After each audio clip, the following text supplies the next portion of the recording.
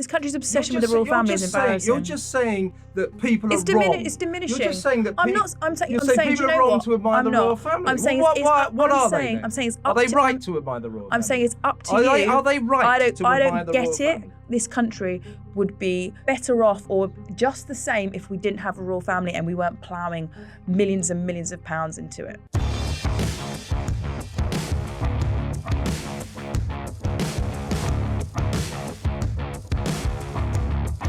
As we approach the coronation, the royals are at the centre of a national debate. Do we need them? Do we need a monarchy? More and more people think we don't, and yet they remain, I think, largely popular.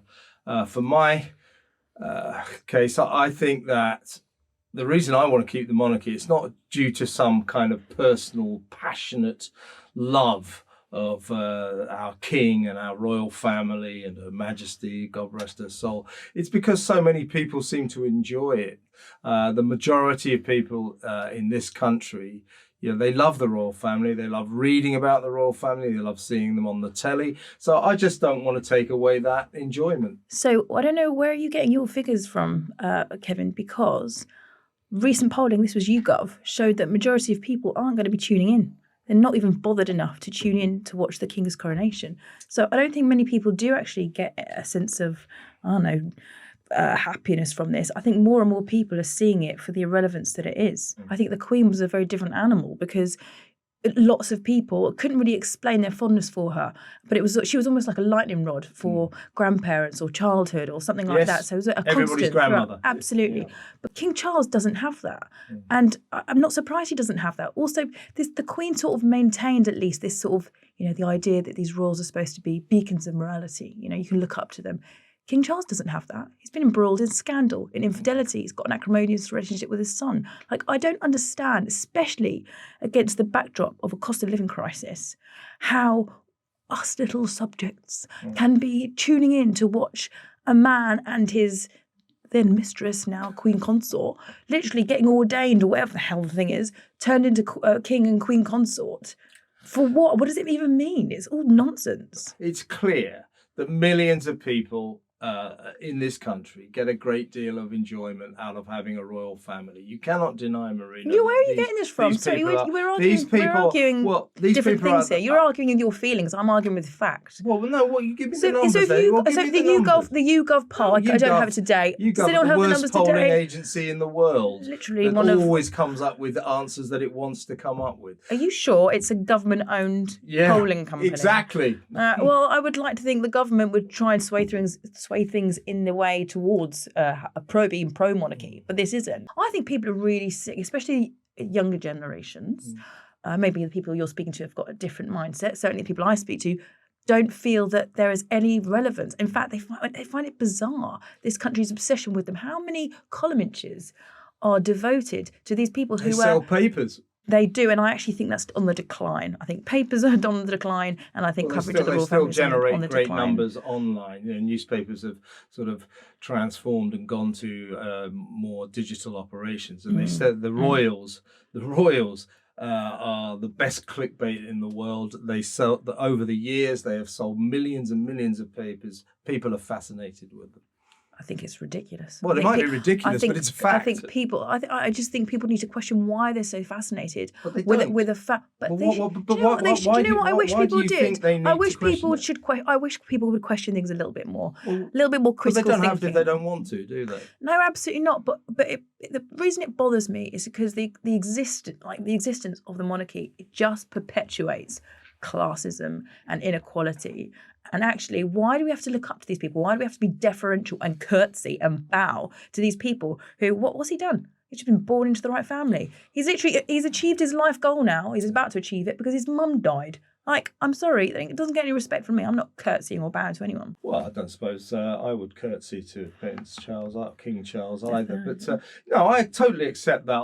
I profoundly disagree with the principle of hereditary superiority, of hereditary privilege. And you're absolutely right. That is the chink in the armour of what the royal families stand for. They are at the peak of the aristocratic system, which, thank God, is falling apart at the seams. It's, to my mind, still a national scandal that there are still in the House of Lords people who are only there because of the scrotum sac from which they were produced. Kevin, are we agreeing? Well, I think we're in strong agreement on I do this. not agree with hereditary privilege one bit, and I totally accept that the royal family are the ultimate symbol of that. However, my view about the royal family, they start, the first English king was, what was he called? Athelstan or something. And he is the 30th great uncle of Her Majesty, Queen Elizabeth. So it's a long line of kings and queens we've had over many, many centuries. And it seems a shame just to get rid of that tradition. And as I say, since millions of people are fascinated, millions of people enjoy having a royal family, I'm all for them having what they want. I don't see why we should get rid of them. They don't really do any harm. They don't do any harm. Well, they don't do that. I've just talked about the fact that they perpetuate inequality in classism, right? Really doing great harm. I also think they use it as a vehicle to, like, look at, for example, the hatred that's stirred because in the direction of Meghan because of what she is doing or what she isn't doing. Like, I think they use as a vehicle to just whip up hate. And I think also the government has started using them in a really cynical way. Look at Rishi Sunak with the Windsor framework. Like that's done completely on purpose. Always did that. And I think it's wrong. So which is why if we had an elected head of state instead, I'd be far comfier with that. Whereas at the moment, King Charles, he's completely unaccountable, right? So if he's taking bags of cash in Fortnum and Mason, or he's taking money from Osama bin Laden's family, and this is scandal that he has been following totally agree. him. Absolutely, but there's no accountability. Absolutely none. He still becomes our king.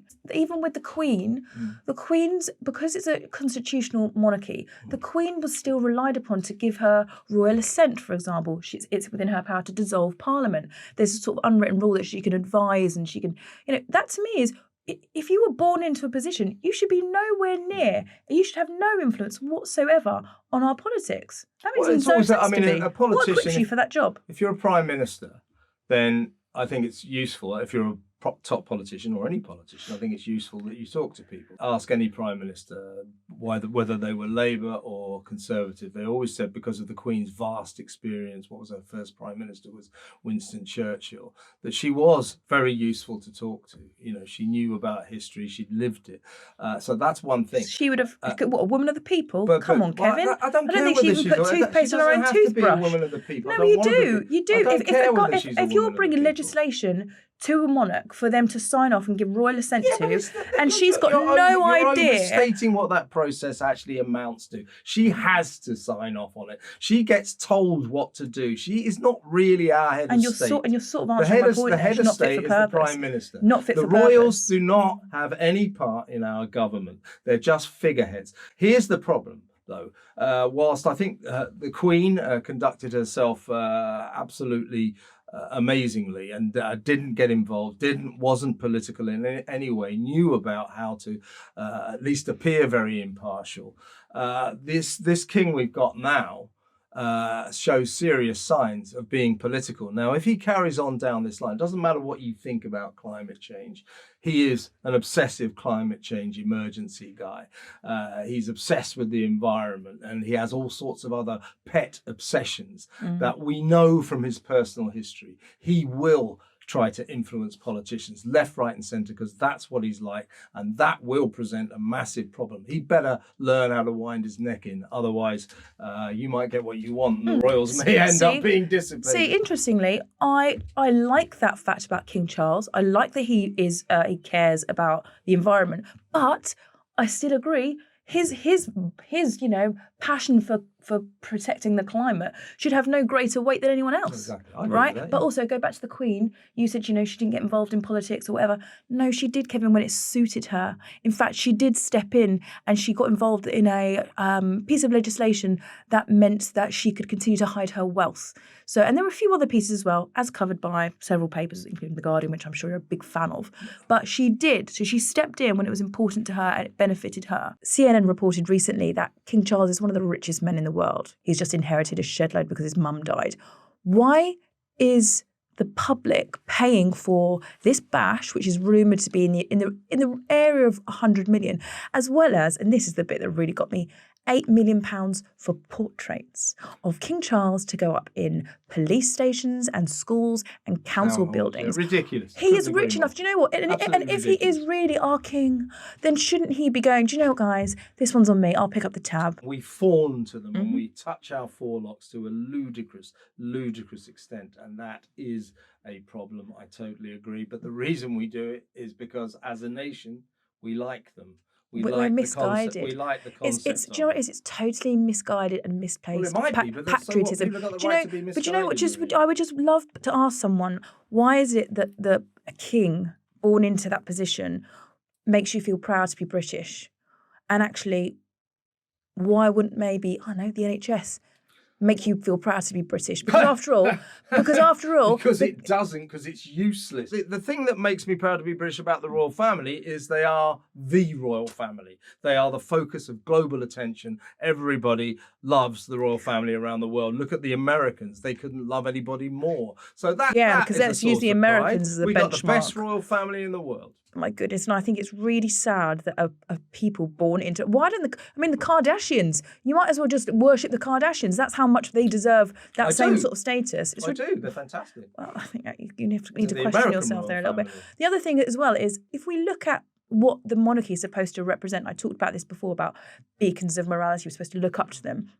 Look at this media circus around Harry and Meghan. And also, I need to bring in Prince Andrew. Like, are we really supposed to believe that these people are the best of us? That we're supposed to look up to them as leading by example? No, we're not. So why are they there? Well, people if they weren't here tomorrow, it'd make no the royal difference. family are the best of us, particularly, as you quite rightly say, because of that idiot moronic oath, Prince Andrew. Harry doesn't help. Meghan doesn't help. Many of them don't help. Over the years, Prince Edward was a real problem when he was younger. Andrew's been a problem his entire life. So the actual people in the royal family do present a problem. As you said earlier, Marina, the problem with Prince Charles, when he was Prince Charles, going around the world picking up sackfuls of cash from the Bin Ladens.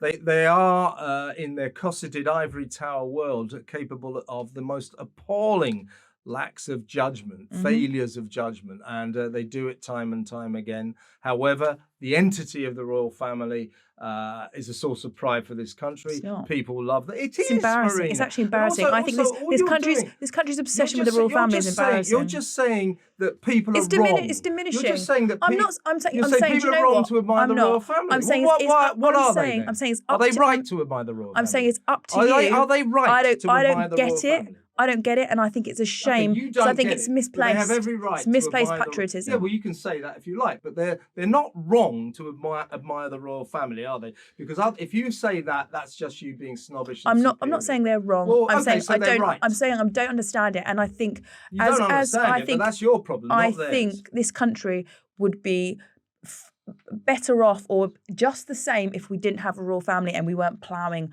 millions and millions of pounds into it. Allow people to live their lives how they want to. If they want to read this stuff in the Daily Mail and the Daily Express, why can't they?